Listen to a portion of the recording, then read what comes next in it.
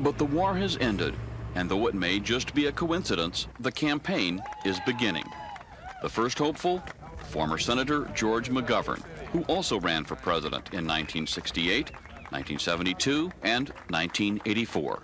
It's my hope that a younger and less battle-scarred Democratic contender will emerge. If no such candidate emerges in the next couple of months, I may attempt to fill that leadership vacuum myself. So The decades have changed, but the message stays the same.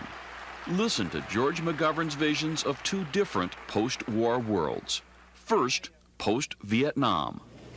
Now, personally, I sympathize with the workers who may be displaced if we cut back on some of this wasteful military spending. But that places an obligation on us to find other jobs for these people.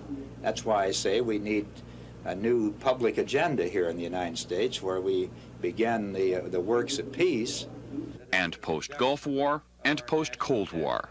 I'm not talking about just tinkering at the edges of this $300 billion debt, but a major transfer of funds from this Cold War budget to a fundamental effort aimed at the rebuilding of America.